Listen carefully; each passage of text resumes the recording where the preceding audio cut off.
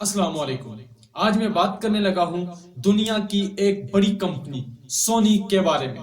History of سونی کیا ہے اور سونی کس طرح پوری دنیا پر چھا گئی۔ تو چلیے آج کی ویڈیو شروع کرتے ہیں۔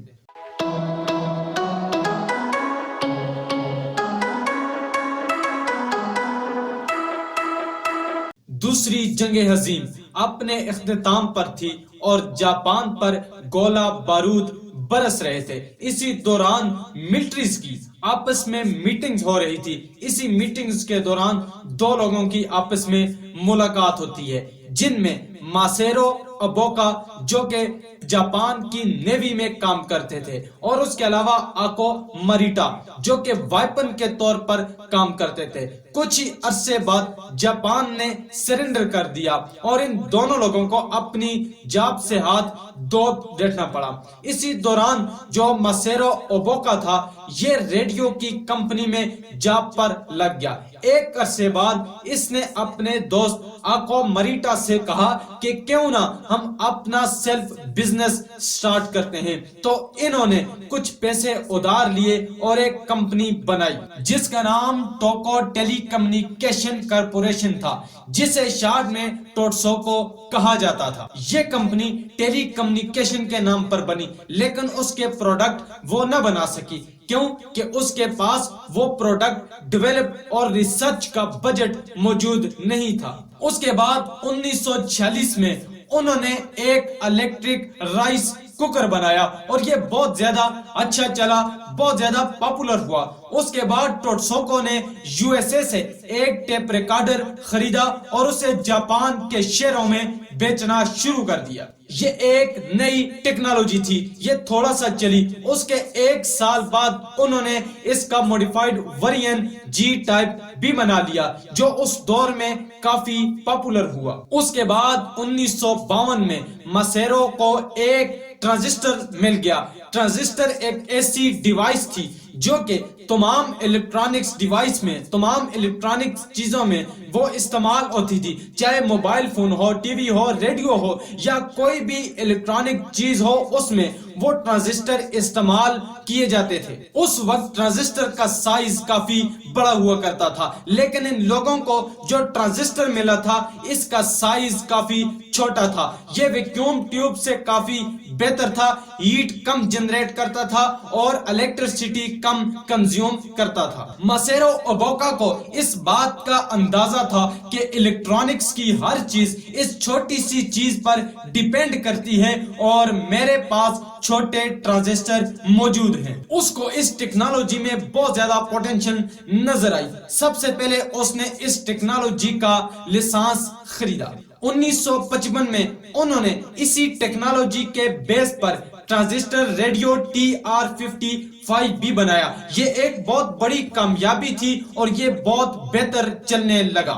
یہ ریڈیو چھوٹے سائز کا تھا اور بہت زیادہ چلنے لگا۔ اس کے بعد انہوں نے ٹرانزسٹر ٹیکنالوجی کو مزید بہتر کیا اور ان کی کمپنی کے ٹرانزسٹر دوسری کمپنیز کے ٹرانزسٹر سے کافی بہتر تھے، یعنی کہ فیوچر کے الیکٹرانکس کی اہم کنجی ماسیرو اوبوکا کے ہاتھ لگ گئی تھی۔ اس وجہ سے انہوں نے فیصلہ کیا کہ ہم اپنے پروڈکٹ کو صرف جاپان میں ہی نہیں بلکہ دوسرے کئی ممالک میں بھی پرچیز کریں گے، اور امریکہ اس کے لیے بہترین مارکیٹ تھی۔ ان کی کمپنی کا نام ٹوٹسوکو جو کہ امریکہ کے لیے ایک عجیب نام تھا، تو انہوں نے سوچا کہ ہم اپنی کمپنی کا نام چینج کر لیں، تو لاطینی زبان میں ساؤنڈ کو سونس کہتے ہیں، تو اسی سے نکلا سونی۔ سونی کے اس ریڈیو نے امریکہ میں دھوم مچا دی۔ اسے دیکھتے ہوئے 1960 میں سونی نے ٹرانزسٹر ٹی وی بھی بنا دیا۔ اس کے بعد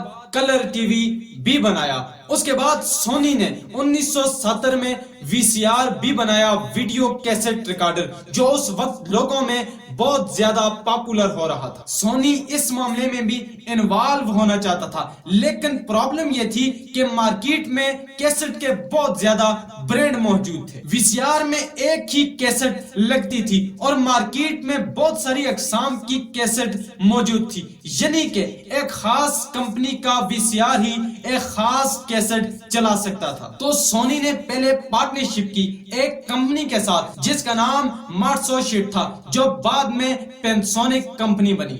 سونی نے اس کمپنی کے ساتھ مل کر ایک کیسٹ بنایا جو بہت زیادہ ایکسپینسو تھا اور بہت زیادہ اچھا، بہت زیادہ چلنے والا تھا، لیکن وی سی آر کمپنی نے انہیں سپورٹ نہیں کیا، جس کی وجہ سے سونی کا اس کمپنی کے ساتھ کنٹیکٹ ختم ہو گیا۔ اس کے بعد 1975 میں سونی نے اپنا فارمیٹ بنا لیا جس کا نام بیٹا میکس تھا۔ اس کی کوالٹی بہت زیادہ اچھی تھی، جو تقریباً 1 گھنٹے کی ویڈیو ریکارڈ کر سکتا تھا۔ اس کے بعد سونی نے 1979 میں ایک اور بہت ہائی پروڈکٹ لانچ کیا جس کا نام سونی واک مین تھا۔ یہ بہت زیادہ پاپولر ہوا اور اس نے الیکٹرانک انڈسٹری میں ایک انقلاب برپا کر لیا۔ یہ اب لوگ گھروں سے باہر بھی میوزک کو انجوائے کر سکتے تھے۔ یہ بہت زیادہ پاپولر ہوا اور اپنے پاپولر ہونے کی وجہ سے سونی نے اس کے 38 کروڑ پروڈکٹ مارکیٹ میں بیچے۔ اسی سال سونی نے ایک اور کمپنی فلپس کے ساتھ پارٹنرشپ شروع کر دی، جس کے بعد انہوں نے 1982 میں اپنا سی ڈی پلیئر بھی مارکیٹ میں لانچ کیا۔ سونی بہت زیادہ پاپولر ہو رہا تھا اور ایک اچھی سے اچھی چیزیں مارکیٹ میں لا رہا تھا، لوگ انہیں خرید رہے تھے اور بہت زیادہ پسند کر رہے تھے۔ 1985 میں سونی نے ویڈیو کیمرہ 4K بھی لانچ کیا۔ سونی جو کہ آلریڈی میوزک پروڈکٹ بنا رہا تھا تو اس نے SBS ریکارڈز بھی خرید لیا، جس کے بعد سونی نے پوری دنیا کی سب سے بڑی میوزک لائبریری مل گئی۔ اس کے 2 سال بعد سونی فلم انڈسٹریز میں بھی آ گیا تو اس نے $3.5 بلین میں کولمبیا پکچر بھی خرید لی۔ سونی گیمنگ کی دنیا میں بھی آنا چاہتی تھی، اس نے اسی وجہ سے نینٹینڈو کمپنی کے ساتھ پارٹنرشپ شروع کی، لیکن یہ اتنے آگے نہ جا سکی۔ اس کے بعد سونی نے 1994 میں پہلا پلے اسٹیشن لانچ کیا جو کہ ایک ماسٹر پیس تھا، جو کہ اس دور میں بہت زیادہ ہٹ ہوا۔ آج کی بھی بہترین گیمز سونی پلے اسٹیشن پر ہی ملتے ہیں، تو سونی نے پلے اسٹیشن جو کہ 10 کروڑ بیچے۔ سونی جو کہ کمال پر کمال کر رہا تھا تو اس نے 1997 میں وایو کے نام سے اپنا لیپ ٹاپ بھی لانچ کر دیا۔ سن 2000 میں سونی نے اپنا پلے اسٹیشن 2 لانچ کیا جو کہ آج تک گیمنگ کی دنیا میں مانا جاتا ہے۔ سونی بہت ساری فیلڈز میں کام کر رہی تھی، اس کا کمپٹیشن بہت زیادہ تھا۔ جب کمپٹیشن زیادہ ہو تو اس میں محنت بھی زیادہ کرنی پڑتی ہے۔ سونی اس نتیجے پر آ پہنچا کہ اسے ہر پوائنٹ میں بہت زیادہ محنت کی ضرورت تھی، کیونکہ کمپٹیشن بہت زیادہ ٹف ہو چکا تھا۔ مثال کے طور پر سونی موبائلز کے مقابلے میں جو بڑی کمپنیز تھی ان میں ایپلز، ایل جی، سمسنگ وغیرہ بڑی بڑی کمپنیز جو کہ مارکیٹ میں موجود تھی اور مقابلہ کرنا بہت زیادہ ٹف ہو چکا تھا۔ تو یہ تھا آج کا ٹیوٹوریل سونی کمپنیز کے بارے میں، ہسٹری آف سونیز کے بارے میں۔ اگر آپ کو یہ ویڈیو اچھی لگی ہے تو اسے ضرور لائک کریں اور اپنی فیڈ بیک دینے کے لیے کمنٹس میں ضرور بتائیں۔